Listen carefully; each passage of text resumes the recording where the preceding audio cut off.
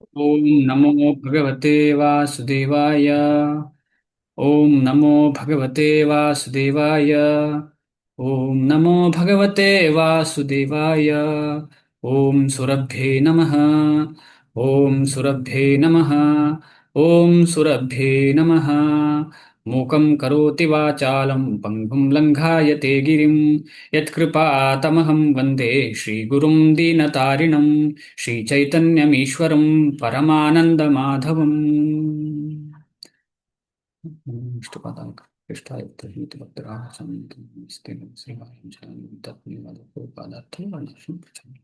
ಹರೇ ಕೃಷ್ಣ. ಇವತ್ತಿನ ಶ್ಲೋಕ ಕ್ರಮ ಸಂಖ್ಯೆ ಆ, 38. ನಿನ್ನೆ ಮತ್ತು ಮೊನ್ನೆ ಭಗವಂತ ಅರ್ಜುನನಿಗೆ ಹೇಳ್ತಾರೆ, ನೀನು ಗುರುವನ್ನ ಸ್ವೀಕರಿಸಬೇಕು, ಗುರು ಜ್ಞಾನ ಕೊಡ್ತಾನೆ ಅಂತ ಹೇಳಿ. ಆ ಜ್ಞಾನ ಸಿಕ್ಕಿದ ಮೇಲೆ ಏನಾಗ್ತದೆ ಅಂತ ಹೇಳೋದ್ರ ಬಗ್ಗೆ ಚರ್ಚೆ ನಡೀತಾ ಉಂಟು. ಹೇಗೆ ಮೋಹ ದೂರ ಆಗ್ತದೆ, ಹೇಗೆ ಮಾಡಿದ ಎಲ್ಲ ಪಾಪಗಳು ದೂರ ಆಗ್ತದೆ ಅಂತ ಹೇಳಿ ನಿನ್ನೆ 2 ಶ್ಲೋಕಗಳಲ್ಲಿ ನಾವು ಅರ್ಥ ಮಾಡ್ಕೊಂಡಿದ್ದೇವೆ. ಉದಾಹರಣೆಗೆ, ಪಾಪಿ ಯಾರೇ ಅಪಿಚೇದಸಿ ಪಾಪೇಭ್ಯ ಸರ್ವೇಭ್ಯ ಪಾಪಕೃತ್ತಮಃ ಸರ್ವಂ ಜ್ಞಾನ, ಆ ಜ್ಞಾನ ಸಿಕ್ಕಿದ ಮೇಲೆ ಸರ್ವಂ ಜ್ಞಾನ ಪ್ಲವೇನೈವ ವೃಜಿನಂ ಸಂತರಿಷ್ಯಸಿ. ಸೊ ಮುಂದೆ ಹೋಗೋಕ್ಕಿಂತ ಮುಂಚೆ ಆ ಜ್ಞಾನ ಅಂದ್ರೆ ಏನು ಅಂತ ಅರ್ಥ ಮಾಡ್ಕೊಳ್ಳೋಣ. ಯಾಕಂದ್ರೆ ಆ ಜ್ಞಾನ ಏನು ಅಂತ ಹೇಳಿ ಅರ್ಥ ಆಗದಿದ್ರೆ ಏನು ಪ್ರಯೋಜನ ಇಲ್ಲ. ಅಲ್ಲಿ ಜ್ಞಾನ ಅಂತ ಹೇಳಿದ್ರೆ ನೇರವಾಗಿ ಭಗವಂತನನ್ನ ಅರಿಲಿಕ್ಕೆ ಇರುವಂತಹ ಸಾಧನ.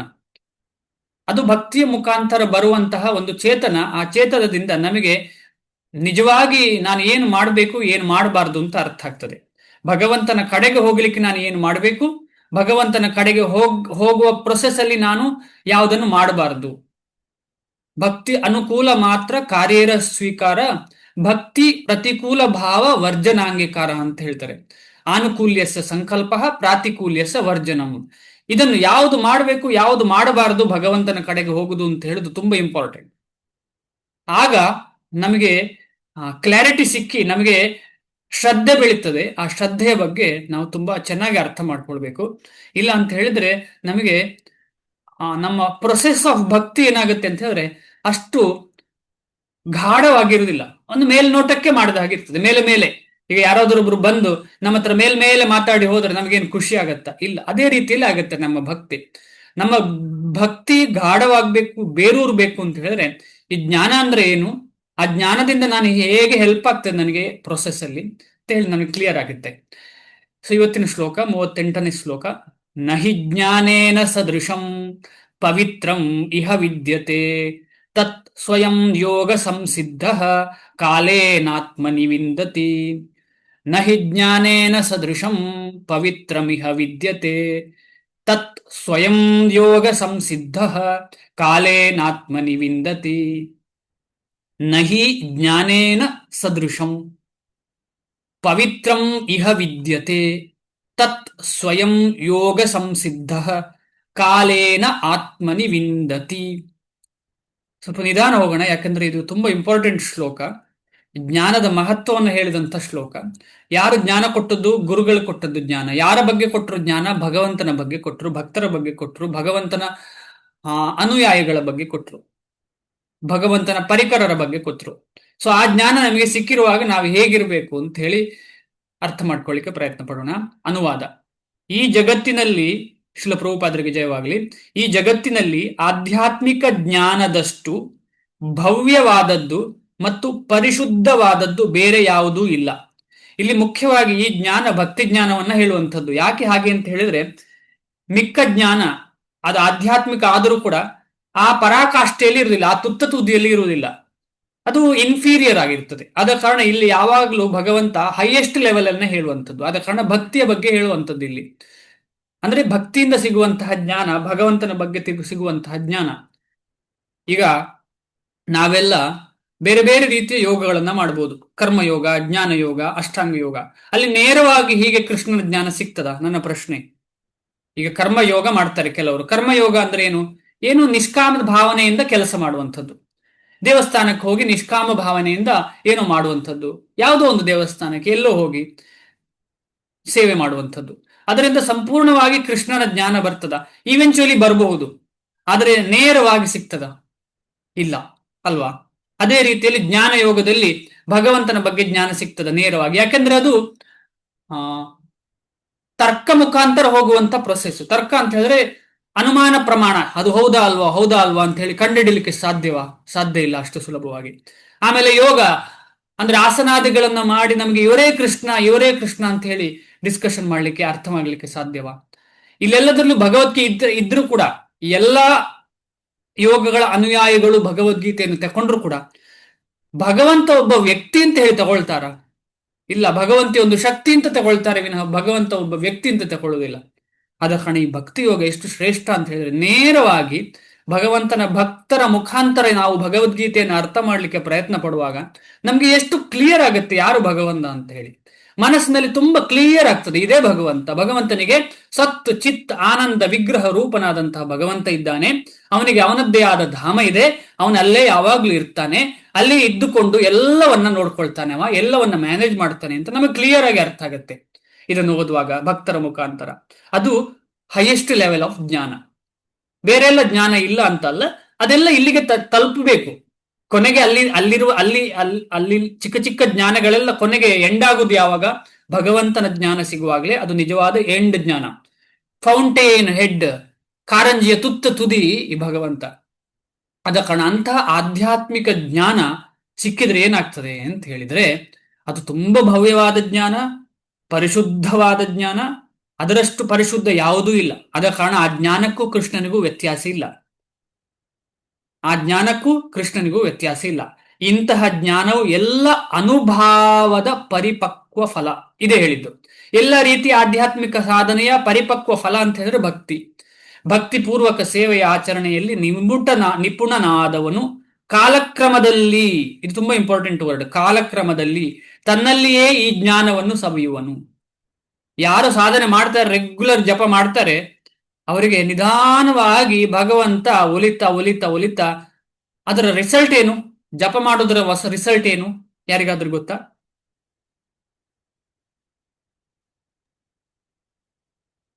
ಜಪ ಮಾಡೋದರ ರಿಸಲ್ಟ್ ಏನು?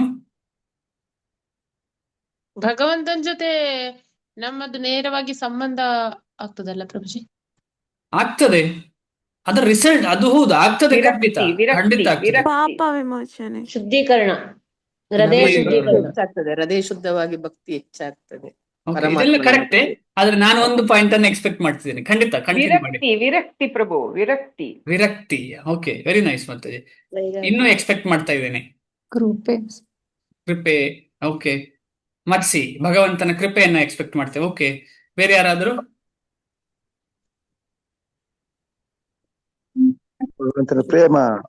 ಭಗವಂತನ ಪ್ರೇಮ ಇದೆಲ್ಲ ಆಯ್ತು ಅಂತ ಹೇಗೆ ಗೊತ್ತಾಗುದು? ಹೇಗೆ? ಒಂದು ರೌಂಡ್ ಆದ ಮೇಲೆ ಬ್ಯಾಗ್ ಭಾರ ಆಗ್ತಾ ಉಂಟು ಕೆಳಗಿಡುವ ಅಂತ ಹೇಳಿದ್ರೆ ಅರ್ಥ ಭಗವಂತನ ರುಚಿ ಸಿಕ್ಕಿತಾ? ನಾಮಗಾನೆ ಸದಾ ರುಚಿ ಅಂತ ಹೇಳ್ತಾರೆ. ಆಸಕ್ತಿ ಅಲ್ಲ, ಅಂದ್ರೆ ನಾಮಗಾನೆ ಸದಾ ರುಚಿ. ಜಪ ಮಾಡ್ತಾ ಇನ್ನೂ ಮಾಡ್ಬೇಕು ಅಂತ ಬರ್ತದಲ್ಲ ಆ ಬಯಕೆ. ಅದರ ಅರ್ಥ ಏನು ಅಂತ ಹೇಳಿದ್ರೆ ನಾವು ಕೃಷ್ಣ ಕಾನ್ಶಿಯಸ್ನೆಸ್ ಅಲ್ಲಿ, ಅಂದ್ರೆ ಕೃಷ್ಣ ಪ್ರಜ್ಞೆಯಲ್ಲಿ ಮುಂದುವರಿತಾ ಇದ್ದೇವೆ ಅಂತ ಅರ್ಥ. ಫಲೇನ ಪರಿಚಯತೆ ಅಂತ ಶಾಸ್ತ್ರ ಹೇಳ್ತದೆ. ಅದೇ ಫಲ. ಇನ್ನು ಮಾಡ್ಬೇಕು ಅಂತ ಹೇಳುದೇ ಬಯಕೆಯೇ ಫಲ. ಈಗ ನಮ್ಮ ಮಥುರಾ ಮಾತಾಜಿ ಮಾಡ್ತಾರೆ, ಆಮೇಲೆ ಯಾರು ಮೊನ್ನೆ 20 ರೌಂಡ್ ಮಾಡ್ತಾರೆ ಅಂತ ಹೇಳಿದ್ರು, ಅವ್ರು ಇವತ್ತು ಬರ್ಲಿಲ್ಲ. ಹೀರಾ ಮಾತಾಜಿ, ನೀವು ನೆನ್ಪಿಟ್ಕೊಂಡಿದ್ದೀರಿ. ಹೀರಾ ಮಾತಾಜಿ ಮಾಡ್ತಾರೆ. ನಾವ್ ಹೇಳ್ಬೋದು ಅವರು ರಿಟೈರ್ಡ್ ಹಾಗೆ ಮಾಡ್ತಿದ್ದಾರೆ ಅಂತ. ಕೆಲವರು ಹೇಳ್ಬೋದಲ್ವಾ, ಅವ್ರು ರಿಟೈರ್ಡ್, ಅವ್ರಿಗೆ ಏನ್ ಕೆಲಸ ಇಲ್ಲ. ಈ ರಿಟೈರ್ಡ್ ಆದವ್ರು ಎಷ್ಟು ಜನ ಇದ್ದಾರೆ ರಿಟೈರ್ಡ್ ಆದವ್ರು? ಎಲ್ಲರೂ ಮಾಡ್ಲಿಕ್ಕೆ ಆಗತ್ತಾ? ಆದ ಕಾರಣ ಈ ಜ್ಞಾನ, ಭಕ್ತಿಯ ಜ್ಞಾನ ಸಿಗುವುದು ಅಷ್ಟೇನು ಸುಲಭ ಅಲ್ಲ. ತುಂಬಾ ನಮ್ಮ ಭಾಗ್ಯ ನಮ್ದು. ಆದ ಕಾರಣ ಇದರ ಜ್ಞಾನವನ್ನ ನಾವು ಹೇಗೆ ಸವಿಬಹುದು ಅಂತ ಹೇಳಿದ್ರೆ ಭಕ್ತರ ಸಂಘದಿಂದ ಮಾತ್ರ. ನಮ್ಗೆ ಎಷ್ಟೇ ಭಕ್ತಿ ಗೊತ್ತಿದ್ರು ಕೂಡ ಭಕ್ತರ ಸಂಘ ಇಲ್ಲದಿದ್ರೆ ಏನೂ ಪ್ರಯೋಜನ ಇಲ್ಲ, ನಮ್ಗೆ ಅದು ಮಾಡ್ಲಿಕ್ಕೂ ಸಾಧ್ಯ ಇಲ್ಲ. ಆದ ಕಾರಣ ಭಕ್ತರ ಸಂಘ ತುಂಬಾ ಇಂಪಾರ್ಟೆಂಟ್. ಆದ ಕಾರಣ ನಾವು ಈ ಜ್ಞಾನ, ಈ ಕಲಿಯುಗಕ್ಕೆ ಏನು ಜ್ಞಾನ, ಯಾವ್ದು ಇಂಪಾರ್ಟೆಂಟ್ ಪ್ರೊಸೆಸ್ ಅಂತ ಹೇಳಿದ್ರೆ ಮಂತ್ರ ಸಾಧನೆ. ಆ ಮಂತ್ರ ಯಾವುದು ಅಂತ ಹೇಳಿದ್ರೆ ಹರೇ ಕೃಷ್ಣ ಮಹಾಮಂತ್ರ. ಈಗ ಚೈತನ್ಯ ಮಹಾಪ್ರಭುಗಳು ಬೇರೆ ಯಾವ್ದಾದ್ರು ಮಂತ್ರ ಇಂಪಾರ್ಟೆಂಟ್ ಅಂತ ಹೇಳಿ ಕೃಷ್ಣನೇ ಅವರು ಬೇರೆ ಕೊಡದೇ ಇರ್ತಿದ್ರ? ಯಾರಾದ್ರೂ ಉತ್ತರ ಹೇಳಿ. ಚೈತನ್ಯ ಮಹಾಪ್ರಭುಗಳು ಕೃಷ್ಣನೇ, ಅದರಲ್ಲಿ ಏನು ಸಂಶಯ ಇಲ್ಲ. ನಾವು ಮೊನ್ನೆ ಚೈತನ್ಯ ಅಂದ್ರೆ ಮಹಾಪ್ರಭುಗಳು ಬಂದ ದಿನವನ್ನ ಗೌರ ಪೂರ್ಣಿಮೆ ದಿನ ನಾವು ಓದಿದ್ದೇವೆ. ಅದರಲ್ಲಿ ಕ್ಲಿಯರ್ ಆಗಿದೆ ನಮಗೆ ಚೈತನ್ಯ ಮಹಾಪ್ರಭುಗಳಿಗೂ ಕೃಷ್ಣನಿಗೂ ವ್ಯತ್ಯಾಸ ಇಲ್ಲ. ಅವರು ಕೃಷ್ಣನೇ ಬಂದು ಹರೇ ಕೃಷ್ಣ ಮಹಾಮಂತ್ರ ಕೊಟ್ಟಿದ್ದಾರೆ, ಎಲ್ಲರೂ ಮಾಡಿ ಅಂತ ಹೇಳಿ. ಅವರು ಹರೇ ಕೃಷ್ಣ ಮಹಾಮಂತ್ರ ಇಂಪಾರ್ಟೆಂಟ್ ಅಲ್ಲ ಅಂತ ಹೇಳಿದ್ರೆ ಕೊಡ್ತಿದ್ರ, ಇಲ್ಲ ಬೇರೆ ಯಾವ್ದಾದ್ರು ಕೊಡ್ತಿದ್ರ ಅಲ್ವಾ? ಆದ ಕಾರಣ ನಮಗೆ ಬೇರೆ ಯಾವುದೂ ಇಂಪಾರ್ಟೆಂಟ್ ಅಲ್ಲ ಅಂತ ಹೇಳಿದ್ರೆ ಬೇರೆ ಮಂತ್ರಗಳು ಕೃಷ್ಣನ ಮಂತ್ರಗಳೇ, ಬೇರೆ ಎಲ್ಲ ಮಾಡಬಹುದು. ಆದ್ರೆ ಉದ್ದೇಶ ಇದು. ಈಗ ಉದಾಹರಣೆಗೆ ನಾವು ಭಗವದ್ಗೀತೆ ಓದುವ ಉದ್ದೇಶ ಏನು ಅಂತ ಹೇಳಿದ್ರೆ ಜಪ ಮಾಡುದು, ಸೇವೆ ಮಾಡುವ ಉದ್ದೇಶ ಏನು ಅಂತ ಹೇಳಿದ್ರೆ ಜಪ ಮಾಡುದು. ಯಾಕೆ ಅಂತ ಹೇಳಿದ್ರೆ ಆ ಜಪದಿಂದ ಭಗವಂತನ ಕನೆಕ್ಷನ್ ಆಗ್ತದೆ. ಆಗ ನಾವು ಜಾಸ್ತಿ ಸೇವೆ ಮಾಡ್ಲಿಕ್ಕೆ ಆಗ್ತದೆ. ಬರೀ ಸೇವೆ ಮಾಡಿ ಜಪ ಮಾಡ್ಲಿಲ್ಲ ಅಂದ್ರೆ ಭಗವಂತನೊಟ್ಟಿಗೆ ಸಂಪರ್ಕ ಬೆಳೆಯುವುದೇ ಇಲ್ಲ ನಮಗೆ. ಸುಮ್ಮನೆ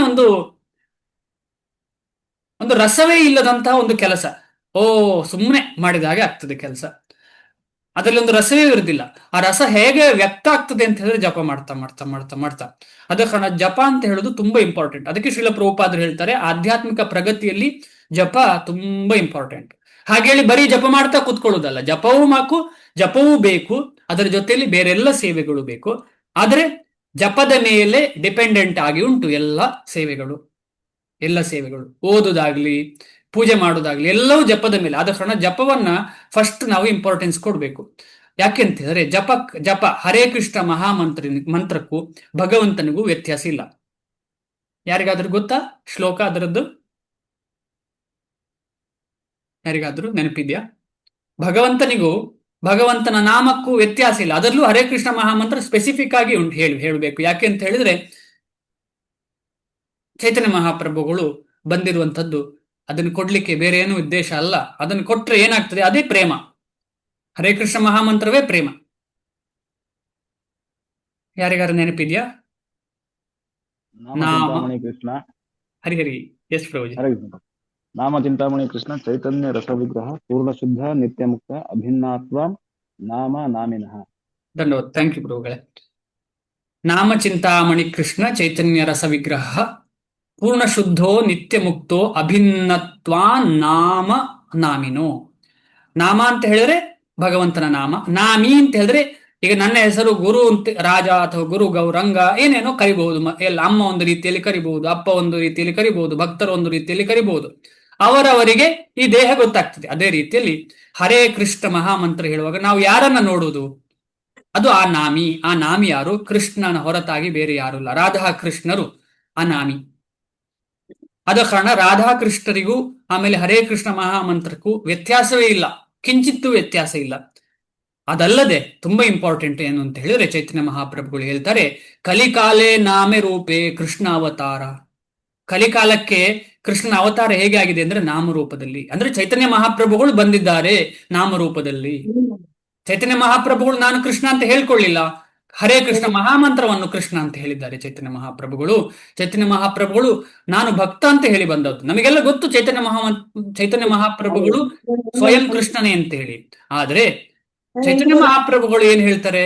ಅಲ್ಲ, ಈ ಹರೇ ಕೃಷ್ಣ ಮಹಾಮಂತ್ರ ಕಲಿಕಾಲಕ್ಕೆ ನಾಮರೂಪ, ಕಲಿಕಾಲೇ ನಾಮರೂಪೇ ಕೃಷ್ಣಾವತಾರ. ಆಮೇಲೆ ಏನ್ ಹೇಳ್ತಾರೆ ಅಂದ್ರೆ ಈ ನಾಮ ಎಲ್ಲಾ ಶಾಸ್ತ್ರದ ಎಸೆನ್ಸ್, ರಸ, ಎಲ್ಲ ಶಾಸ್ತ್ರದ ರಸ ಇದು. ಆ ರಸ ಯಾವುದು ಅಂತಂದ್ರೆ ಹರೇ ಕೃಷ್ಣ ಮಹಾಮಂತ್ರ. ಎಲ್ಲಾ ಶಾಸ್ತ್ರವನ್ನು ಓದಿ ಏನು ರಸ ತಗೊಳ್ಳೋದು? ಒಂದು ಇಡೀ ನಮ್ಮ ಭಕ್ತರ ಜೀವನದಲ್ಲಿ ಒಂದು ಏನಾದ್ರು ತಗೊಳ್ಳೋದು ಅಂದ್ರೆ ಏನು? ಅದು ಹರೇ ಕೃಷ್ಣ ಮಹಾಮಂತ್ರ. ಯಾವ್ದಾದ್ರು ಒಂದು ಚೂಸ್ ಮಾಡಿ ಅಂತ ಹೇಳಿದ್ರೆ ಹರೇ ಕೃಷ್ಣ ಮಹಾಮಂತ್ರವನ್ನ ಚೂಸ್ ಮಾಡುವಂಥದ್ದು. ಅದ ಕಾರಣ ನಾಮ ರುಚಿ ನಮಗೆಲ್ಲ ಸಿಗ್ಬೇಕು ಅಂತ ಹೇಳಿದ್ರೆ, ಆ ನಾಮ ರುಚಿ ಸಿಗ್ಬೇಕಿದ್ರೆ ಏನೆಲ್ಲ ಬೇಕು? ಅದಕ್ಕೆ ಜ್ಞಾನ ಅಂತ ಹೇಳುವಂಥದ್ದು. ಏನೆಲ್ಲ ಬೇಕು ಅದಕ್ಕೆ? ನಾಮದ ಕಡೆಗೆ ಹೋಗ್ಲಿಕ್ಕೆ, ನಮಗೆ ಕೃಷ್ಣನ ಕಡೆಗೆ ಹೋಗ್ಲಿಕ್ಕೆ ಏನೆಲ್ಲ ನಮ್ಮ ಲೈಫನ್ನ ಸೆಟ್ ಮಾಡಬೇಕು, ಅದಕ್ಕೆ ಜ್ಞಾನ ಅಂತ ಹೇಳ್ತಾರೆ ಒಂದು ರೀತಿಯದ್ದು. ಆಮೇಲೆ ಕೃಷ್ಣನ ಬಗ್ಗೆ ತಿಳ್ಕೊಳ್ಳೋದು ಕೂಡ ಜ್ಞಾನವೇ. ಎರಡು ಕೂಡ ಜ್ಞಾನವೇ. ಈಗ ಉದಾಹರಣೆಗೆ ನಾನು ಯಾವ್ದು ಮಾಡಬೇಕು, ಯಾವ್ದು ಮಾಡಬಾರದು ಅದನ್ನ ತಿಳ್ಕೊಳ್ಳಿಲ್ಲ ಅಂದ್ರೆ ಏನಾಗುತ್ತೆ ಅಂತ ಹೇಳಿದ್ರೆ, ನಾನು ಮಾಡ್ತೇನೆ, ಜೊತೆಯಲ್ಲಿ ಜಪ ಮಾಡ್ತಾ ಇರ್ತೇನೆ, ಜೊತೆಯಲ್ಲಿ ಏನೋ ಕೆಟ್ಟ ಕೆಲಸವೂ ಮಾಡ್ತಾ ಇರ್ತೇನೆ. ಜಪದ ಫಲ ಖಂಡಿತವಾಗಿ ಇದೆ, ಅದರಲ್ಲಿ ಏನು ಸಂಶಯ ಇಲ್ಲ. ಯಾಕೆಂದ್ರೆ ಜಪ ಯಾವತ್ತು ಭಕ್ತಿ ಮಾತೆ ನಿರ್ಲಿಪ್ತಳು. ನಿರ್ಲಿಪ್ತಳು ಅಂತ ಹೇಳಿದ್ರೆ ಯಾರಾದ್ರೂ ಒಬ್ಬ ವ್ಯಕ್ತಿ ಜಪ ಮಾಡ್ತಾ ಇರ್ತಾನೆ, ಅದರ ಜೊತೆಯಲ್ಲಿ ಏನೋ ಕೆಟ್ಟ ಕೆಲಸ ಮಾಡ್ತಾ ಇರ್ತಾನೆ ಅಂತ ಹೇಳಿದ್ರೆ ಅವಳು ನಿರ್ಲಿಪ್ತರಾಗಿರ್ತಾಳೆ, ನಿರ್ಲಿಪ್ತ ಆಗ್ತಾಳೆ, ಅವಳು ಇಗ್ನೋರ್ ಮಾಡ್ತಾಳೆ. ಯಾಕೆ ಇಗ್ನೋರ್ ಮಾಡ್ತಾಳೆ ಅಂತ ಹೇಳಿ ಒಂದಲ್ಲ ಒಂದು ದಿವಸ ಇವ ಬದಲಾವಣೆ ಆಗ್ತಾನೆ ಅಂತ ಹೇಳಿ. ಈ ಮನಸ್ಸೇ ಅಂತದ್ದು. ಈ ಮನಸ್ಸು ಅಂತ ಹೇಳಿದ್ರೆ ಮಹಾ ಒಂದು ಪೀಡೆ ಅದೊಂದು. ಆದ ಕಾರಣ ಆ ಮನಸ್ಸನ್ನ, ಇಂದ್ರಿಯಗಳನ್ನ ಎರಡನ್ನ ಕೃಷ್ಣನಿಗೆ ಕೊಟ್ರೆ ನಿಧಾನವಾಗಿ ಬದಲಾವಣೆ ಆಗ್ತದೆ ಅಂತ ಹೇಳೋದಕ್ಕೆ ಇದೊಂದು ನಿದರ್ಶನ. ಯಾಕೆ ಅಂತ ಹೇಳಿದ್ರೆ ಈ ನಾಮ ಜಪ ಮಾಡ್ತಾ ಮಾಡ್ತಾ ಮಾಡ್ತಾ ಮಾಡ್ತಾ ಮಾಡ್ತಾ ನಿಧಾನವಾಗಿ ನಾವು ಎಲ್ಲ ಪ್ಯೂರಿಫೈ ಆಗ್ತೇವಲ್ಲ, ಆ ಪ್ಯೂರಿಫೈ ಆಗುವ ಸಿಂಪ್ಟಮ್ ಏನು ಅಂತ ಹೇಳಿದ್ರೆ ಹಾಗೆ ಹೇಳಿದ ಹಾಗೆ ಹರೇ ಕೃಷ್ಣ ಮಹಾಮಂತ್ರ ಜಪವನ್ನ ಇನ್ನೂ ಮಾಡ್ತೇನೆ ನಾನು. ಆ ಮುಖೇನ ನಾನು ಬೇರೆಲ್ಲ ಸೇವೆಗಳನ್ನ ಮಾಡ್ತೇನೆ. ನೆನ್ನೆ ಕ್ಲಾಸಲ್ಲಿ ಹೇಳಿದ ಹಾಗೆ ಗುರುಗಳು ಹೇಳಿದ ಆಜ್ಞೆಯನ್ನ ನಾನು ಮಾಡ್ತೇನೆ. ಗುರುಗಳ ಹೇಳಿದ ಆಜ್ಞೆಯನ್ನು ಮಾಡಲಿಲ್ಲ ಅಂದ್ರೆ ಏನಾಗುತ್ತೆ ಅಂತ ಹೇಳಿದ್ರೆ ನಮಗೆ ಕೃಷ್ಣನ ಪ್ರಸಾದ ದೊರಕುದಿಲ್ಲ. ಕೃಷ್ಣನ ಪ್ರಸಾದ ದೊರಕಲಿಲ್ಲ ಅಂದ್ರೆ ಏನಾಗುತ್ತೆ ಅಂತಂದ್ರೆ ನಮ್ದು ಪಾಪ ನಾಶ ಆಗುದಿಲ್ಲ, ಮೋಹ ನಾಶ ಆಗುದಿಲ್ಲ. ಆದ ಕಾರಣ ನಮಗೆ ಮೋಹನಾಶ ಆಗ್ಬೇಕು, ಪಾಪನಾಶ ಆಗ್ಬೇಕು. ಆಗಿಲ್ಲ ಅಂದ್ರೆ ಕೃಷ್ಣನ ಮೇಲೆ ಭಕ್ತಿಯೇ ಬರುವುದಿಲ್ಲ. ಇದು ಒಂದಕ್ಕೊಂದು ಮೇಳ ಸೇರುವಂತಹ ಒಂದು ವಿಚಾರ. ಭಾವಾರ್ಥಕ್ಕೆ ಹೋಗ್ತೀವಿ. ನಾನು ದಿವ್ಯ ಜ್ಞಾನವನ್ನು ಕುರಿತು ಮಾತನಾಡಿದಾಗ ಆಧ್ಯಾತ್ಮಿಕ ಅರಿವಿಗೆ ಸಂಬಂಧಿಸಿದಂತೆ ಮಾತನಾಡುತ್ತೇವೆ. ಆದುದರಿಂದ ದಿವ್ಯ ಜ್ಞಾನದಷ್ಟು ಭವ್ಯವಾದದ್ದು ಮತ್ತು ಪರಿಶುದ್ಧವಾದದ್ದು ಬೇರೇನೂ ಇಲ್ಲ. ಅಜ್ಞಾನವೇ ನಮ್ಮ ಬಂಧನದ ಕಾರಣ, ಜ್ಞಾನವೇ ನಮ್ಮ ಮುಕ್ತಿಯ ಕಾರಣ. ಈ ಅರಿವು ಭಕ್ತಿಪೂರ್ವಕ ಸೇವೆಯ ಪರಿಪಕ್ವ ಫಲ. ಈ ಜ್ಞಾನ ಮುಕ್ತಿಗೆ ಹೆಲ್ಪ್ ಆಗ್ತದೆ, ನಮಗೆ ಕೃಷ್ಣನ ಕಡೆ ಕರ್ಕೊಂಡು ಹೋಗ್ತಾ ಉಂಟು ಅಂತ ಹೇಳಿದ್ರೆ ಸೇವೆ ಮಾಡಿ ದೊರಕಿದಂತಹ ಜ್ಞಾನ ಇದು. ಸೇವೆ ಮಾಡಿ ದೊರಕಿದಂತಹ ಜ್ಞಾನ, ಸುಮ್ಮನೆ ಪುಸ್ತಕ ಓದಿ ದೊರಕಿದ ಜ್ಞಾನ ಅಲ್ಲ. ಈಗ ನಾವೆಲ್ಲ ಸೇರಿ ಇಲ್ಲಿ ಓದ್ತಾ ಇದ್ದೇವೆ, ಇದು ಸೇವೆ. ಆದ್ರೆ ನಾನೇ ಒಂದು ಕಡೆ ಕೂತು ಯಾವುದೇ ಒಂದು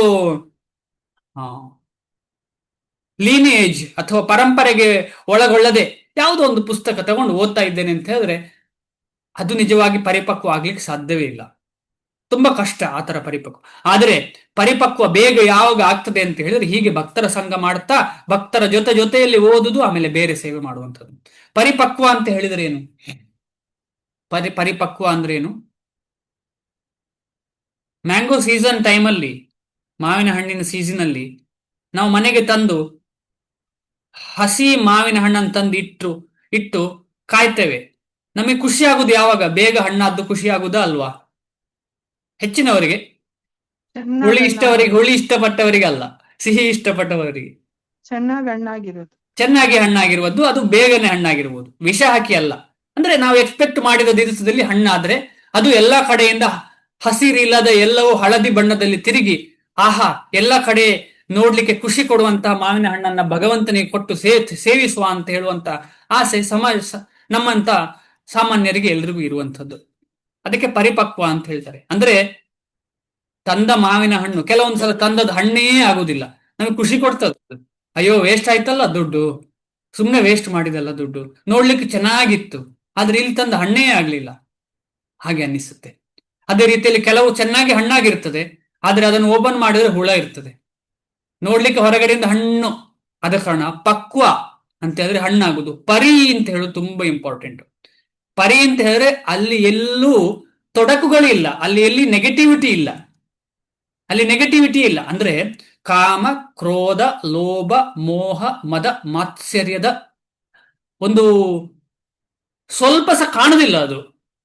ಅದು ಉಂಟು ಅಂತಲೇ ಸಾಧ್ಯ ಇಲ್ಲ. ಅದರ ಒಂದು ಛಾಪ ಅಥವಾ ಅದರದೊಂದು ಏನ್ ಹೇಳ್ತಾರೆ, ಅದರದೊಂದು ಇಂಪ್ರೆಷನ್ಗೆ ಏನು ಹೇಳ್ತಾರೆ ಕನ್ನಡದಲ್ಲಿ, ನನಗೆ ಸಡನ್ ನೆನಪಿಗೆ ಬರ್ತಾ ಇಲ್ಲ.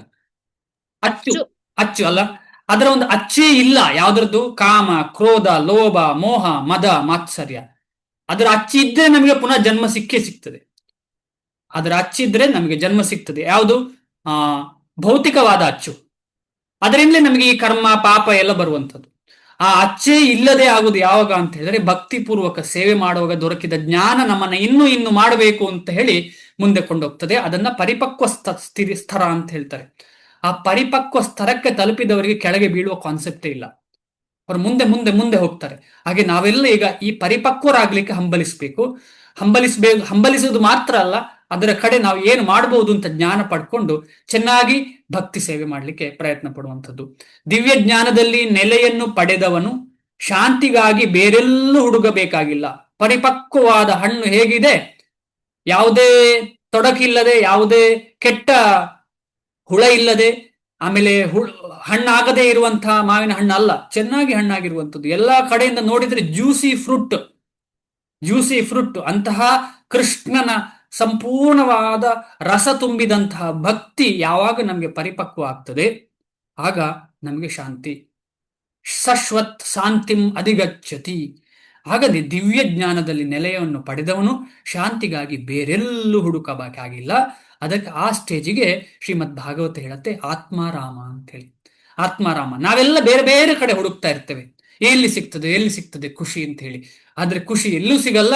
ಖುಷಿ ಇರುವುದು ನಾವು ಯಾವಾಗ ಭಗವಂತನ ಒಟ್ಟಿಗೆ ಸಂಬಂಧವನ್ನ ಏರ್ಪಾಡು ಮಾಡ್ತೇವೆ, ಆಗ್ಲೇ ಖುಷಿ ಸಿಗುವುದು. ಸಂಬಂಧ ಭಗವಂತ ಅಂತ ಹೇಳಿದ್ರೆ ಭಗವಂತ ಮತ್ತು ಭಕ್ತರು ಯಾವತ್ತೂ ಕೂಡ, ಇದು ತುಂಬಾ ಇಂಪಾರ್ಟೆಂಟು. ಆ ಸಂಬಂಧ ಸಿಗುವುದು ಯಾವಾಗ ಅಂತ ಹೇಳಿದ್ರೆ ಕೂತು ಪ್ರತಿಯೊಂದು ಹರೇ ಕೃಷ್ಣ ಮಹಾಮಂತ್ರದ ಶಬ್ದವನ್ನ ಕೇಳುವಂಥದ್ದು. ಭಗವಂತನ ಬಗ್ಗೆ ಫೋಟೋ ಆಗ್ಲಿ ಅಥವಾ ಪಿಕ್ಚರ್ ಆಗಿ ಯೋಚನೆ ಮಾಡುವಂಥದ್ದಲ್ಲ, ಶಬ್ದವನ್ನ ಕೇಳುವಂಥದ್ದು. ಅದಕ್ಕೋಸ್ಕರ ಶಾಸ್ತ್ರ ಹೇಳತ್ತೆ ಅನಾವೃತ್ತಿ ಶಬ್ದಾತ್ ಅಂತ ಹೇಳಿ. ಅನಾವೃತ್ತಿ ಶಬ್ದಾತ್ ಅಂತ. ವೃತ್ತಿ ಅಂತ ಹೇಳಿದ್ರೆ ಕಾಮ, ಕ್ರೋಧ, ಲೋಭ, ಮೋಹ, ಮದ, ಮಾತ್ಸರ್ಯ ಅಂತ ಹೇಳುವಂತಹ ಈ ಭೌತಿಕ ವೃತ್ತಿಗಳು ನಮ್ಮ ಚಿತ್ತದಲ್ಲಿ, ನಮ್ಮ ಪ್ರಜ್ಞೆಯಲ್ಲಿ ಏನೆಲ್ಲ ತುಂಬಿಕೊಂಡಿದೆ ಭೌತಿಕವಾದ್ದು, ಅದೆಲ್ಲ ಕೊನೆಗೆ ಬರುವಂಥದ್ದು ಕಾಮ, ಕ್ರೋಧ, ಲೋಭ, ಮೋಹ, ಮದ, ಮಾತ್ಸರ್ಯ. ಈಗ ಯಾರಿಗಾದ್ರೂ ಒಳ್ಳೆ ಕೆಲಸ ಮಾಡಿದ್ದಾರೆ ಅಂದ್ರೆ ಅವನು ಕಾಮ ಇಲ್ಲದೆ ಇರ್ತದ? ಈಗ ನಾನೊಬ್ಬ ಒಳ್ಳೆ ವ್ಯಕ್ತಿ, ನಾನೊಂದು ಡೊನೇಷನ್ ಕೊಡ್ತೇನೆ ಅನಾಥಾಶ್ರಮಕ್ಕೆ, ಕೊಡಬಾರದು ಎಂಬ ಉದ್ದೇಶದಿಂದ ಹೇಳ್ತಾ ಇಲ್ಲ ಇಲ್ಲಿ. ಅದರ ಉದ್ದೇಶ ಏನು? ನಾನು ಅನಾಥಾಶ್ರಮಕ್ಕೆ ಕೊಡುವಂಥದ್ದು, ಅನಾಥಾಶ್ರಮಕ್ಕೆ ಕೊಟ್ರೆ ನನಗೆ ಒಳ್ಳೆ ನೆಕ್ಸ್ಟ್ ಸ್ವರ್ಗದಲ್ಲಿ ಅಥವಾ ನೆಕ್ಸ್ಟ್ ಬರುವಾಗ ಆ ಕೊಟ್ಟದ್ದು ನನಗೆ 100 ಮಡಿಯಾಗಿ ಬರ್ತದೆ ಅಂತ ಹೇಳುವ ಉದ್ದೇಶ ನಂದು. ಕೊಡ್ತಾ ಇದ್ದೇನೆ, ನಾನು ಆ ಉದ್ದೇಶದಿಂದ ಕೊಡ್ತಾ ಇದ್ದೇನೆ. ಏನಾಗ್ತದೆ? ಅದು ಕಾಮ. ಅದು ಪುನಃ ನಾನು ಇಲ್ಲಿ ಬಂದು ಅದನ್ನು ಸವಿಲೇಬೇಕು. ಆದ ಕಾರಣ ಅಂತಹ ಕಾಮ, ಕ್ರೋಧ, ಲೋಭ, ಮೋಹ, ಮದ, ಮಾತ್ಸರ್ಯ, ಅರಿಷಡ್ವ ವರ್ಗಗಳು ಆ ಒಂದು ಚಿತ್ತದಲ್ಲಿ ತುಂಬಿ ಏನಾಗಿದೆ ಅಂತ ಹೇಳಿದ್ರೆ ಸಂಪೂರ್ಣವಾಗಿ ಪ್ರಾಬ್ಲಮ್ ಕೊಡ್ತಾ ಉಂಟು. ಆದರೆ ಈ ಭಕ್ತಿ ಮಾಡ್ತಾ ಮಾಡ್ತಾ ಮಾಡ್ತಾ ಮಾಡ್ತಾ ಹಾಗೆ ಹೇಳಿದಾಗೆ ಒಂದು ಇಂಚು ಅಚ್ಚಿಲ್ಲದ ಹಾಗೆ ಆಗುವಾಗ ಏನಾಗ್ತದೆ? ನಾವು ಬೇರೆಲ್ಲಿ ಹುಡುಕಬೇಕಾಗಿಲ್ಲ. ಎಲ್ಲಿ ಹುಡುಕಬೇಕು? ನಾವು ಹುಡುಕುವ ಅಗತ್ಯವೇ ಇಲ್ಲ. ಯಾಕಂದ್ರೆ ಈಗಾಗಲೇ ದೊರಕಿ ಆಗಿರ್ತದೆ. ಅದು ಯಾವುದು? ಕೃಷ್ಣನ ದಿವ್ಯವಾದ ಜ್ಞಾನ, ದಿವ್ಯವಾದ ಪ್ರೇಮ. ನಾವೆಲ್ಲ ಈಗ ಎಲ್ಲರೂ ಹಾತೊರೆಯುವುದು ಅದಕ್ಕೋಸ್ಕರ, ದಿವ್ಯವಾದ ಪ್ರೇಮ. ಆದ್ರೆ ಅದಕ್ಕೆ ಮೇನ್ ಏನು ಅಂತ ಹೇಳಿದ್ರೆ ಹರೇ ಕೃಷ್ಣ ಮಹಾಮಂತ್ರ ಜಪ. ಪುನಃ ಪುನಃ ಹೇಳಿದ್ರು ಬೋರ್ ಆಗಬಹುದು ನಮಗೆಲ್ಲ. ಆದರೆ ಭಗವಂತ ಎಲ್ಲಿ ಎಷ್ಟು ಸಲ ಪುನಃ ಪುನಃ ಪುನಃ ಹೇಳ್ತಿದ್ದಾರೆ, ಭಗವಂತ ಶಾಸ್ತ್ರದಲ್ಲಿ ಎಷ್ಟು ಸಲ ಪುನಃ ಪುನಃ ಪುನಃ ಹೇಳ್ತಿದ್ದಾರೆ. ಯಾಕೆ ಅಂತ ಹೇಳಿದ್ರೆ ಅದು ಅಷ್ಟು ಇಂಪಾರ್ಟೆಂಟ್.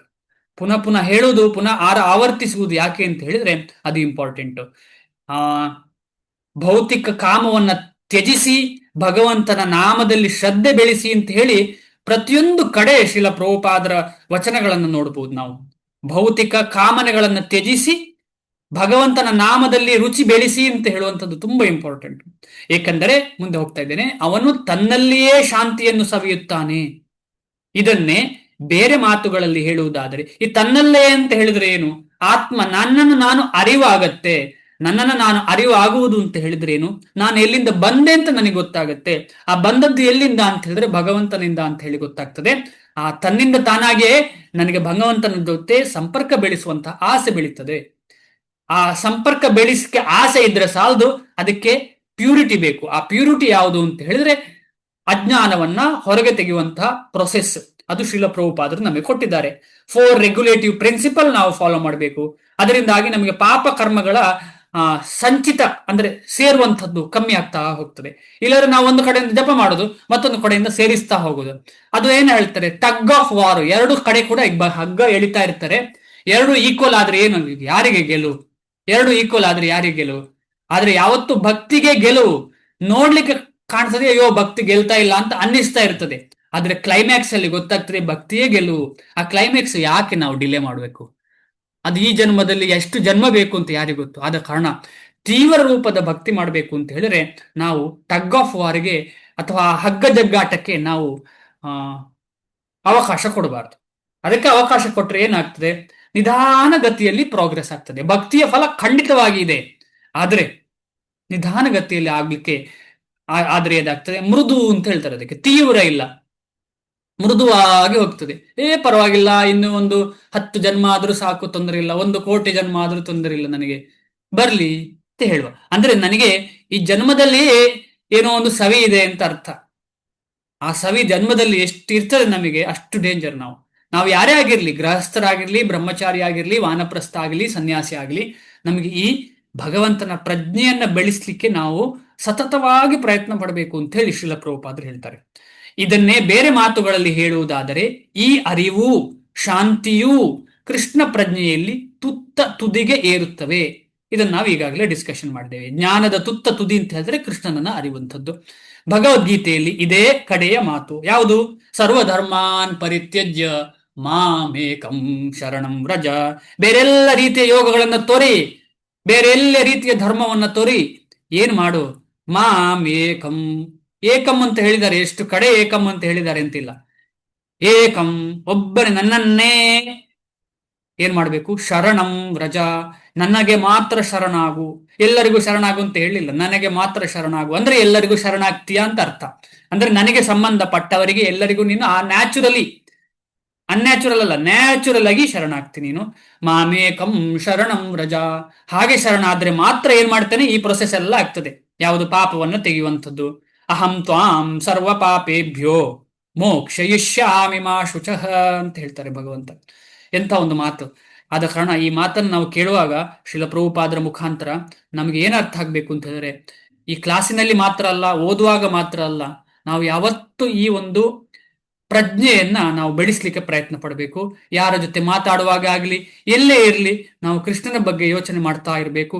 ಗುರು ಹೇಳಿದ ಉದ್ದೇಶವನ್ನ ನಾವು ಸಫಲ ಮಾಡುವಂತಹ ನಿಟ್ಟಿನಲ್ಲಿ ಅವರ ಒಂದು ಕೈಗೊಂಬೆಯಾಗಲಿಕ್ಕೆ ನಾವು ಪ್ರಯತ್ನ ಪಡಬೇಕು.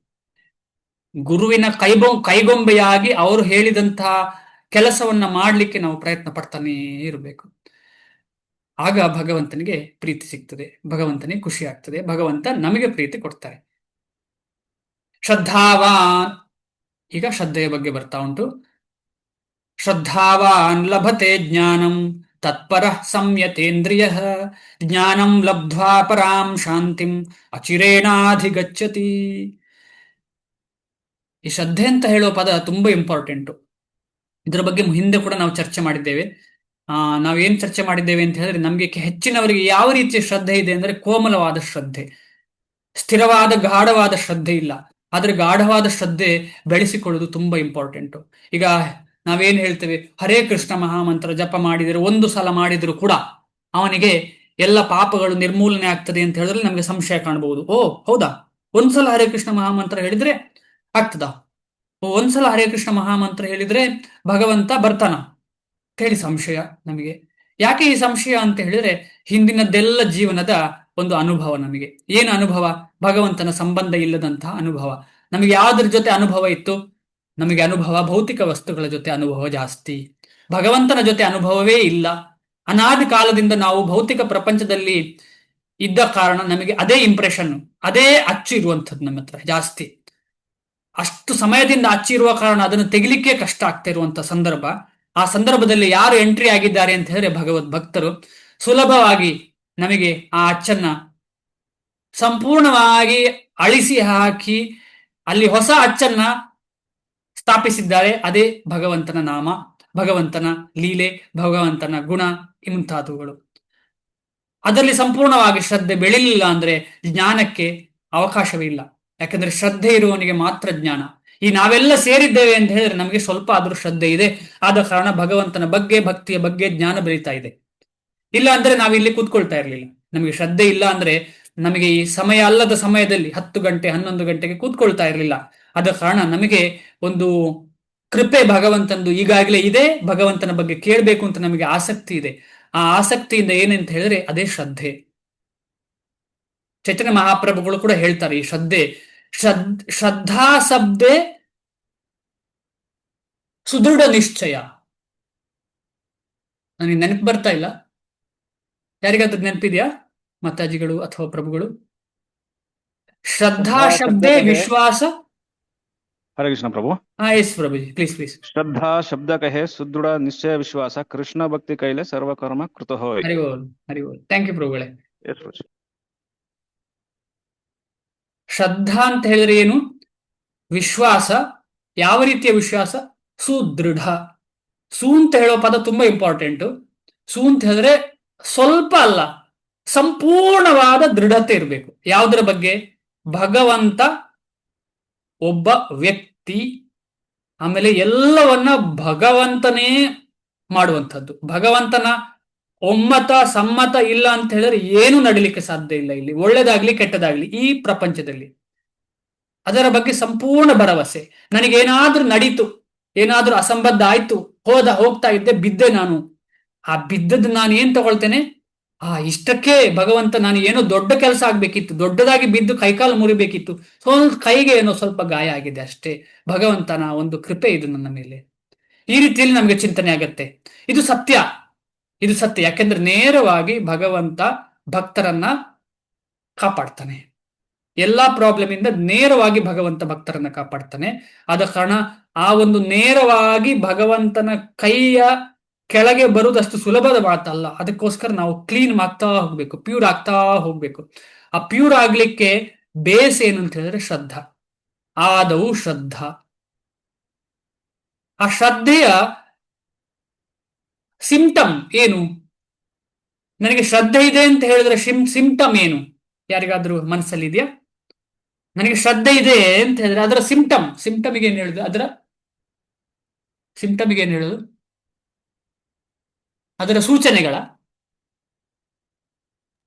ಲಕ್ಷಣಗಳು. ಲಕ್ಷಣಗಳು. ನನಗೆ ಶ್ರದ್ಧೆ ಇದೆ ಅಂತ ಹೇಳಿದ್ರೆ ಅದರ ಲಕ್ಷಣ ಏನು? ಇನ್ನು ಆ ಕೆಲಸ ಮಾಡ್ಬೇಕು ಅಂತ ಆಸಕ್ತಿ ಬರುತ್ತೆ. ಕರೆಕ್ಟ್.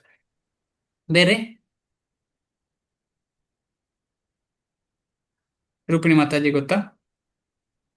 ನಾವು ನಮ್ಮ ಸಾಧನೆ ಎಲ್ಲ ತಪ್ಪಿಸುದಿಲ್ಲ. ಸರಿಯಾದ ಸಮಯಕ್ಕೆ ನಮ್ಮ ಸಾಧನೆಗಳನ್ನು ನಾವು ಮಾಡ್ತೇವೆ, ಎಷ್ಟು ಕಷ್ಟ ಆದ್ರೂ ಕೂಡ. ಹರಿ ಬೋಲ್. ಕರೆಕ್ಟ್ ಮಾತಾಜಿ, ಕರೆಕ್ಟ್ ಹೇಳಿದ್ರಿ. ಬೇರೆ ಯಾರಿಗಾದ್ರೂ ಗೊತ್ತಾ ಏನಾದ್ರು? ಓಕೆ, ಶ್ರದ್ಧೆಯ ಸಿಂಪ್ಟಮ್ ನೀವೆಲ್ಲ ಹೇಳಿದ್ದು ಕರೆಕ್ಟ್. ಶ್ರದ್ಧೆಯ ಸಿಂಪ್ಟಮ್ ಶಾಸ್ತ್ರ ಹೇಳ್ತದೆ ಶರಣಾಗತಿ. ಶ್ರದ್ಧೆಯ ಸಿಂಪ್ಟಮ್ ಅಥವಾ ಶ್ರದ್ಧೆ ಬೆಳೆದಿದೆ ಅಂತ ಗೊತ್ತಾಗುವುದು ಯಾವಾಗ? ಅದನ್ನು ಅಳಿಯುವುದು ಹೇಗೆ? ನಮ್ಮ ಶರಣಾಗತಿಯಿಂದ. ಶರಣಾಗತಿ ಅನ್ನೋ ಅಂತ ಹೇಳಿದ್ರೆ ನಿಮ್ಗೆಲ್ರಿಗೂ ಗೊತ್ತು.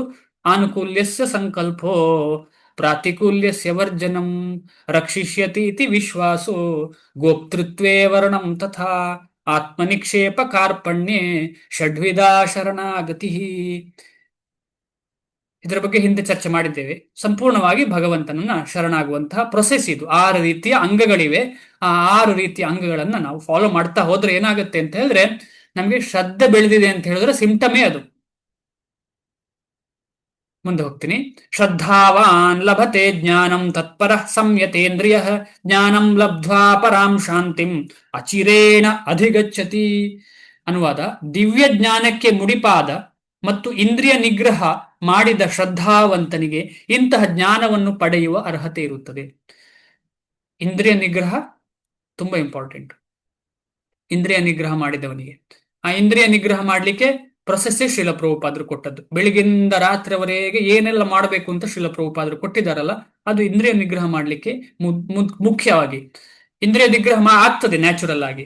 ಭಕ್ತಿಯಲ್ಲಿ ಗುರುಗಳು ಹೇಳಿದ್ದನ್ನ ಮಾಡಿದ್ರೆ ಇಂದ್ರಿಯ ನಿಗ್ರಹ ತನ್ನಿಂದ ತಾನೇ ಆಗ್ತಾ ಇರ್ತದೆ. ಅದನ್ನು ಸ್ಪೆಷಲ್ ಆಗಿ ಇಂದ್ರಿಯ ನಿಗ್ರಹ ಮಾಡ್ಲಿಕ್ಕೆ ಪ್ರಯತ್ನ ಅಗತ್ಯ ಇಲ್ಲ. ಆದ್ರೆ ಅದನ್ನ ಇಗ್ನೋರ್ ಮಾಡೋದು ಅಲ್ಲ, ಅಗತ್ಯ ಇಲ್ಲ ಅಂತ ಹೇಳಿ ಬೇಕಾದಲ್ಲೆಲ್ಲ ಹೋಗುದಲ್ಲ. ಇಂದ್ರಿಯಗಳು ಬೇರೆಲ್ಲೆಲ್ಲ ಹೋಗುದಲ್ಲ, ಭಗವಂತನಲ್ಲೇ ಇದ್ರೆ ಬೇರೆ ಕಡೆ ಹೋಗುದಿಲ್ಲ. ಪರಂ ದೃಷ್ಟ್ವಾ ನಿವರ್ತತೆ. ಯಾವಾಗ ನಮ್ಮ ಇಂದ್ರಿಯಗಳು ಯಾವಾಗ ಭಗವಂತನ ಸೇವೆಯಲ್ಲಿ ತೊಡಗಿದೆ ಆಗ ಅದು ಮಾಯೆಯ ಸೇವೆಯಲ್ಲಿ ತೊಡಗಿರುವುದಿಲ್ಲ. ಅದರಲ್ಲೇನು ಸಂಶಯ ಇಲ್ಲ. ನಾವು ಜಪ ಮಾಡ್ತಾ ಇರುವಾಗ ನಮ್ಮ ಮನಸ್ಸು ಇಲ್ಲಿ ಅಲ್ಲೂ ಹೋದ್ರೂ ಕೂಡ ಯಾವಾಗ ಜಪ ಮಾಡ್ತಾ ಇರ್ತೇವೆ ನಮ್ಮ ಇಂದ್ರಿಯಗಳು ಮನಸ್ಸು ಅದಕ್ಕೆ ಪರ್ಮಿಷನ್ ಕೊಟ್ಟ ಕಾರಣ ಮಾಡ್ತಿದ್ದೇವೆ. ಈಗ ಯಾವುದೋ ಒಂದು ಕೆಲಸ ಮಾಡಬೇಕು ಅಂತ ಹೇಳಿದ್ರೆ ಮನಸ್ಸಿನ ಪರ್ಮಿಷನ್ ಬೇಕಲ್ಲ. ಒಂದು ದಿವಸ ಓಕೆ, ಮನಸ್ಸಿನ ಪರ್ಮಿಷನ್ ಇಲ್ಲದೆ ಏನೋ ಯಾರ್ದೋ ಒತ್ತಾಯಕ ಮಾಡ್ತಾ ಇದ್ದೇವೆ ಅಂತ ಒಂದು ದಿವಸ ಮಾಡಿದ್ರೆ ಸಾಕ ಜಪ. ಇಲ್ಲ 10 ದಿವಸ ಮಾಡ್ತಾ ಇದ್ದೇವೆ ಅಂತ ಹೇಳಿದ್ರೆ ಮನಸ್ಸಿನ ನಿಗ್ರಹ ನಿಧಾನವಾಗಿ ಆಗ್ತಾ ಉಂಟು. ಮೇಲ್ನೋಟಕ್ಕೆ ಮನಸ್ಸು ಅಲ್ಲಿ ಇಲ್ಲಿ ಹೋಗ್ತಾ ಉಂಟು ಅಂತ ಕಾಣ್ತಾ ಉಂಟು. ಅಯ್ಯೋ ನಾನು ಜಪ ಮಾಡ್ತಾ ಇರುವಾಗ ಅಲ್ಲಿ ಹೋಗ್ತಾ ಇದೆ, ಇಲ್ಲಿ ಹೋಗ್ತಾ ಇದೆ, ಕರೆಕ್ಟ್. ಆದ್ರೆ ಮನಸ್ಸು ಒಪ್ಪಿಗೆ ಕೊಟ್ಟಿದೆ ಜಪ ಮಾಡು ಅಂತ ಹೇಳಿ. ಮನಸ್ಸಿಗೆ ನಿಧಾನವಾಗಿ ಮನಸ್ಸನ್ನ ಭಗವಂತ ಹತೋಟಿಯಲ್ಲಿ ತರ್ತಿದ್ದಾನೆ, ನಾವಲ್ಲ. ಭಗವಂತ ನಮ್ಮ ಮನಸ್ಸನ್ನ ಹತೋಟಿಗೆ ತರ್ತಾ ಇದ್ದಾರೆ. ಎಷ್ಟು ಇಂಪಾರ್ಟೆಂಟ್ ಇದು ಅಂತ ಹೇಳಿದ್ರೆ, ಒಮ್ಮೆ ನಾನು ಯಾರೋ ಒಬ್ಬ ಭಕ್ತರು ಹೇಳೋದನ್ನ ಕೇಳಿದ್ದೇನೆ. ಯಾರು ಹರೇ ಕೃಷ್ಣ ಮಹಾಮಂತ್ರ ಕೂತು ಜಪ ಮಾಡ್ತಾ ಇರ್ತಾರೆ ಅವರ ಹಿಂದೆ ಯಾರಿರ್ತಾರೆ? ಇಬ್ರಿರ್ತಾರಂತೆ.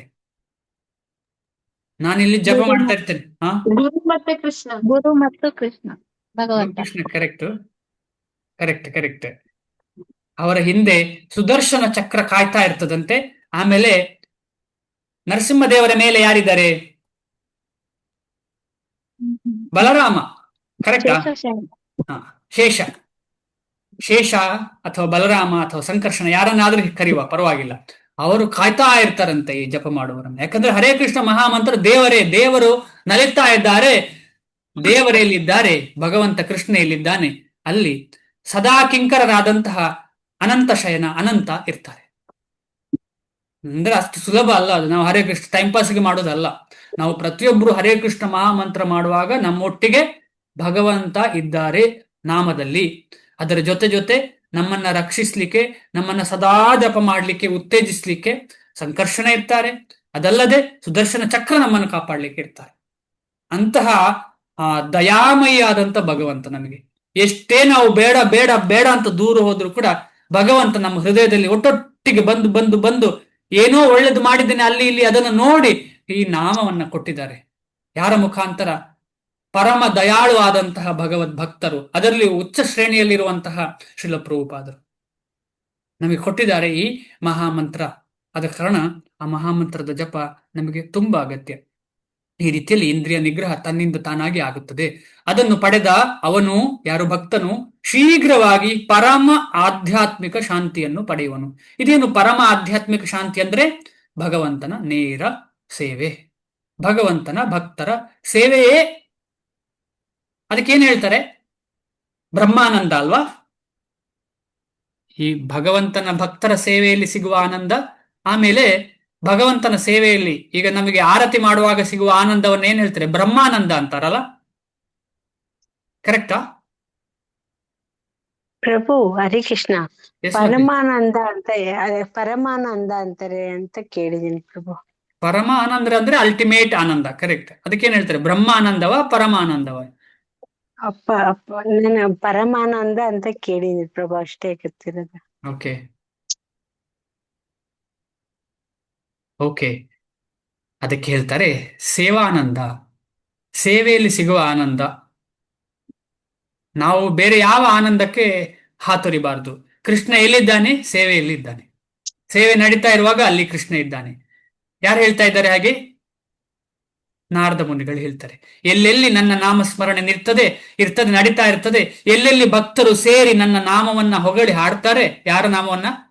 ನಾರದರದ್ದು ಮಾತ್ರ ಅಲ್ಲ, ನಿಜವಾಗಿ ಕೃಷ್ಣನ ನಾಮವನ್ನ ಯಾರ್ಯಾರು ಹಾಡ್ತಾ ಹೊಗಳ್ತಾ ಇರ್ತಾರೆ, ಯಾರ್ಯಾರು ಎಲ್ಲರೂ ಸೇರಿ ವೆಜಿಟೇಬಲ್ ಕಟ್ ಮಾಡ್ತಾರೆ ಭಗವಂತನಿಗೆ ಅರ್ಪಿಸ್ಲಿಕ್ಕೆ, ಅದೆಲ್ಲ ನಾಮವೇ. ನಾಮದ ಎಕ್ಸ್ಪಾನ್ಷನ್ ಈ ಎಲ್ಲ ಸೇವೆಗಳು, ನಾಮದ ಎಕ್ಸ್ಪಾನ್ಷನ್ ಈ ಎಲ್ಲ ಸೇವೆಗಳು ಯಾವುದು ನಾಮದಿಂದ ಹೊರತಾಗಿಲ್ಲ. ಅದ ಕಾರಣ ಯಾರೆಲ್ಲ ಸೇರಿ ಒಟ್ಟಿಗೆ ಸೇರಿ ಮಾಡ್ತಾರೆ, ಆಗ ಅದರ ಅರ್ಥ ಏನು ಅಂತ ಹೇಳಿದ್ರೆ ಅಲ್ಲಿ ಭಗವಂತ ಇದ್ದಾನೆ ಅಂತ ಅರ್ಥ. ತುಂಬಾ ಇಂಪಾರ್ಟೆಂಟು. ಅದೇ ಸೇವೆಯಲ್ಲಿರುವ ಆನಂದ ಅಂದ್ರೆ ನೇರವಾಗಿ ಭಗವಂತ ನಮಗೆ ಕೊಡುವಂತಹ ಆನಂದ. ನಮಗೆ ಇನ್ನೂ ಸೇವೆ ಮಾಡುವ, ಇನ್ನೂ ಜಪ ಮಾಡುವ ಅಂತ ಹೇಳಿದ್ರೆ ಅದು ಪರಮವಾದ ಶಾಂತಿ ಸಿಕ್ಕಿದೆ ಅಂತ ಹೇಳಿ ನಮಗೆ ಗೊತ್ತಾಗ್ತದೆ. ಈ ಭಾವಾರ್ಥವನ್ನು ನಾಳೆ ಓದೋಣ, ಇಲ್ಲ ಇವತ್ತೇ ಓದೋಣ, ಚಿಕ್ಕದಿದೆ. ಕೃಷ್ಣ ಪ್ರಜ್ಞೆಯಲ್ಲಿ ಇಂತಹ ಜ್ಞಾನವನ್ನು ಕೃಷ್ಣನಲ್ಲಿ ದೃಢ ನಂಬಿಕೆ ಇರುವ ಶ್ರದ್ಧಾವಂತನು, ದೃಢ ನಂಬಿಕೆ ಅದೇ ವಿಶ್ವಾಸ, ಶ್ರದ್ಧಾವಂತನು ಪಡೆದುಕೊಳ್ಳಬಲ್ಲ. ಕೃಷ್ಣ ಪ್ರಜ್ಞೆಯಲ್ಲಿ ಕರ್ಮ ಮಾಡಿದರೆ ಸಾಕು, ತಾನು ಉನ್ನತೋನ್ನತ ಪರಿಪೂರ್ಣತೆಯನ್ನು ಪಡೆಯಬಲ್ಲೆ ಎಂದು ಯೋಚಿಸುವವನೇ ಶ್ರದ್ಧಾವಂತ. ಈಗಾಗಲೇ ಚರ್ಚಿಸಿದ್ದೇವೆ. ಈ ಶ್ರದ್ಧೆಯನ್ನು ಪಡೆದುಕೊಳ್ಳುವ ಮಾರ್ಗ ಭಕ್ತಿಪೂರ್ವಕ ಸೇವೆಯನ್ನು ಮಾಡುವುದು ಮತ್ತು ಹರೇ ಕೃಷ್ಣ ಕೃಷ್ಣ ಕೃಷ್ಣ ಹರೇ ಹರೇ ಹರೇ ರಾಮ ರಾಮ ರಾಮ ಹರೇ ಹರೇ ಎಂದು ನಾಮ ಸಂಕೀರ್ತನೆ ಮಾಡುವುದು. ಇದು ಹೃದಯದಲ್ಲಿನ ಐಹಿಕ ಕೊಳೆಯನ್ನೆಲ್ಲ ತೊಳೆದು ಹಾಕುವುದು. ಇದು ಹೇಗೆ, ಎಲ್ಲಿ ಬರೆದಿದೆ? ಹೀಗೆ ಚೈತನ್ಯ ಮಹಾಪ್ರಭುಗಳು ಹೇಳಿದ್ದಾರೆ. ಯಾವುದದು? ರೂಪಿಣಿ ಮಾತಾಜಿ ಅಥವಾ ಯಾರಾದ್ರೂ ಪರವಾಗಿಲ್ಲ. ಆಯಿತನು ಜೊತೆಗೆ ಅದು ಅಲ್ಲ, ಫಸ್ಟ್ ಇದೆ. ಹರೇ ಫಸ್ಟ್ ನಾಮ ಅದಲ್ಲ. ಫಸ್ಟ್ ಇದು. ಚೇತೋ ದರ್ಪಣ ಮಾರ್ಜನ ಹಾ, ಧನ್ಯವಾದ. ಕರೆಕ್ಟ್. ಚೇತೋ ದರ್ಪಣ ಮಾರ್ಜನಂ ಭವಮಹಾ ದಾವಾಗ್ನಿ ನಿರ್ವಾಪಣಂ. ಅದೇ, ಇದಕ್ಕಿಂತ ಮುಖ್ಯವಾಗಿ ಮನುಷ್ಯನು ಇಂದ್ರಿಯಗಳನ್ನು ನಿಯಂತ್ರಿಸಬೇಕು. ಕೃಷ್ಣ ಮೇಲೆ ನಿಷ್ಠೆಯನ್ನಿಟ್ಟುಕೊಂಡು ಇಂದ್ರಿಯಗಳನ್ನು ನಿಯಂತ್ರಣ ಮಾಡಿದವನು ಸುಲಭವಾಗಿ ಮತ್ತು ವಿಳಂಬವಿಲ್ಲದೆ ಕೃಷ್ಣ ಪ್ರಜ್ಞೆಯ ಅರಿವಿನಲ್ಲಿ ಪರಿಪೂರ್ಣನಾಗುವನು. ಶ್ರೀಲಪ್ರಭುಪಾದಕಿ ಜೈ. ಧನ್ಯವಾದಗಳು ಎಲ್ರಿಗೂ. ಏನಾದರೂ ಪ್ರಶ್ನೆ ಅಥವಾ ನಾನು ಹೇಳಿದ್ರಲ್ಲಿ ಏನಾದರೂ ತಪ್ಪುಗಳಿದ್ರೆ ದಯವಿಟ್ಟು ಅನ್ಮ್ಯೂಟ್ ಮಾಡಿ ಹೇಳಿ.